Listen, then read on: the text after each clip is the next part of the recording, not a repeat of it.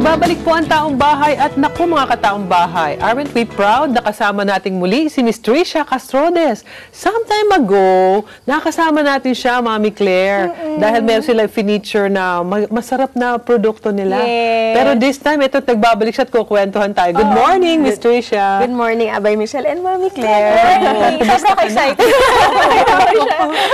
Kumusta na? Kumusta na? Alam mo ba, laging ang gusto ng taong bahay, maka-inspire tayo, lalo na doon sa mga youth na entrepreneurs. And when we say youth, alam mo, international market pala, basta 45 below, yan yung mga... Kasama siya doon. Kasama pa rin siya. Pasok Definitely. tayo.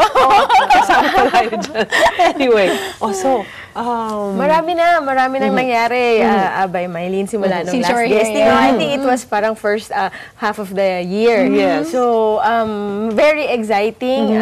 Nakapag meron na tayong 3 branches. Tapos, na-feature tayo sa International Food Expo by DTI Sitem. Because si DTI Sitem, naghahanap siya, they have this red box food na program. Naghahanap sila ng mga innovators doon sa ating mga bagong mga businesses, bagong ideas. And then, meron silang binibigay na parang space dun sa International Food Expo kung saan kami pwedeng ma-expose.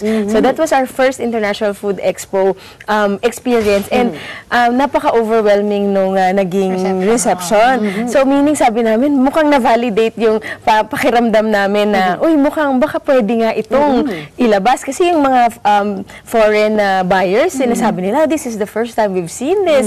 Pati ang branding, pati ang packaging. So, because of that, syempre encouraged kami kahit papano, no, to really pursue and then ayusin pa talaga yung pamamalakad ng negosyo. To give idea do sa ating mga televiewers, meron silang product kasi, at ito kung hindi ako nagkakamali, cookie stick. Yes. Diba? Na hindi natin nakikita just anywhere. Tapos, pero syempre, nag-umpisa ka, definitely maraming challenges yan.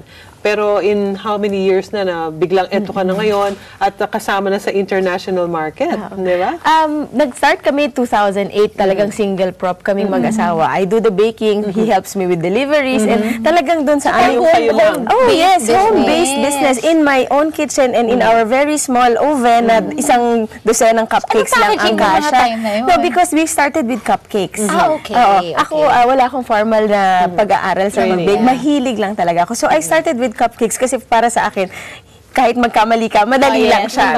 So, it's not like a big cake na mahirap siya. So, I started with that. But nagsimula kami ng cupcakes. Yung mga clients namin ng cupcakes also wants cakes.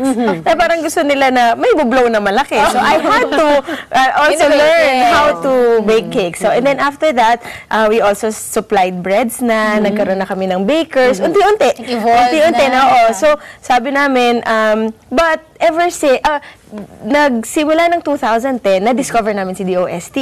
So, si DOST helped us with our equipment, our technology. They have this what we call DOST Setup Program. Talagang masasabi namin na kung wala yung tulong nila, hindi kami makakarating sa ganitong level ngayon. Because of them, na-standardize yung aming mga produkto, na-train yung aming mga tao sa good manufacturing practices, mga 5S, kung ano-anong mga trainings yung na-avail namin sa kanila for free, which is very, very helpful for small players like us. Kasi mahal yun eh. If you hire parang as a private person to do that for your company, mahal yun. So talagang malaki ang suporta nila.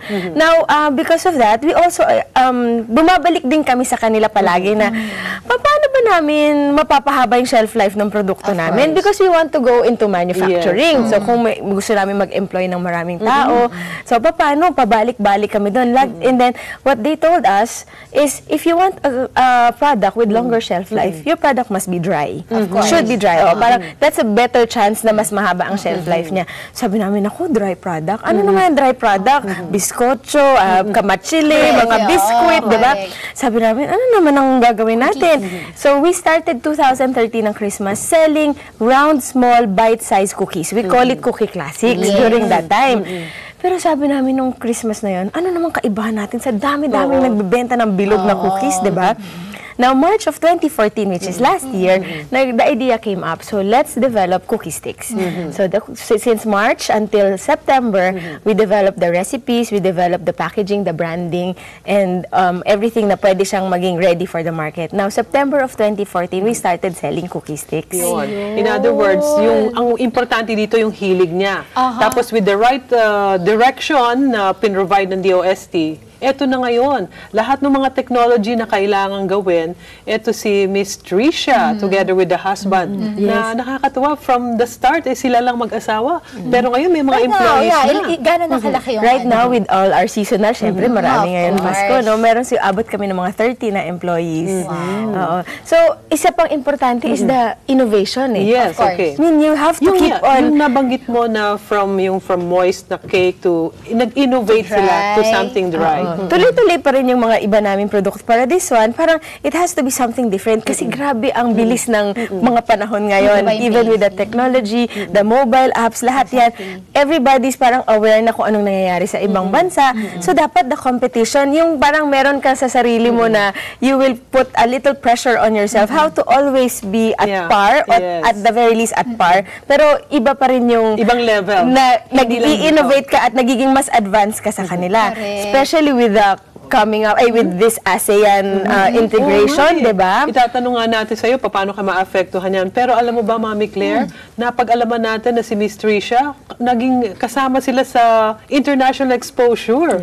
Di ba? The ASEAN Business Awards. We, parang napalad naman pong napasama tayo sa nominees ng Philippines to the ASEAN Business Awards last November in Kuala Lumpur, Malaysia. So, together with other SMEs and other mga Pinoy na corporation, merong mga na-nominee si ASEAN Business Council of the Philippines to the ASEAN Business Awards. So, it was a very good experience. Nakita rin namin si President Barack Obama and got to mingle with other businesses there, business people there from the ASEAN nation. So, it was a very, very nice experience. Hindi ba nagpa-picture sa'yo si President Obama? Hindi, naka-straight.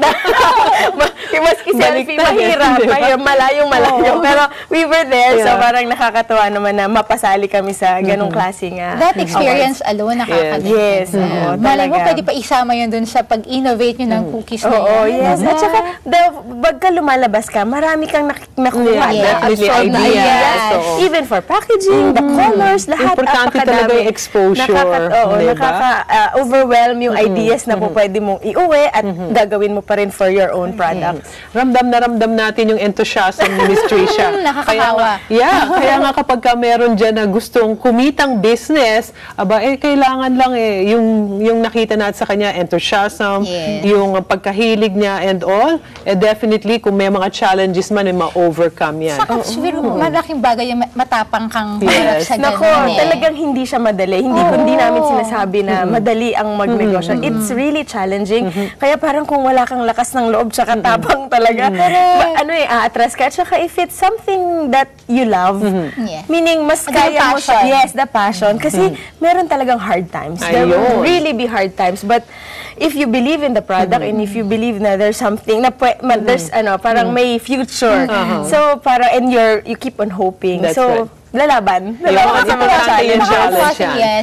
Okay. Alam mo, sayang at kulang na tayo sa oras, pero we're happy to have you and continuously inspire yung ating mga kataong bahay at saka mga would-be entrepreneurs pa kahit at young age. Kung merong matutuwa na na-meet ka si Tricia, it's my daughter. Sobrang love na love niya yung cookie sticks. Sinusuyod namin yung mga hanapin lang yung mga. Now you know. Now I know. Text na lang niya ako. Okay, thank you very much, Miss Tricia Castrodes. And of course, sana na-inspire kayo katulad namin dito at matikman ninyo yung kanilang ipinagmamalaki sa pagbabalik po ng Taong Bahay. Diyan lamang po kayo.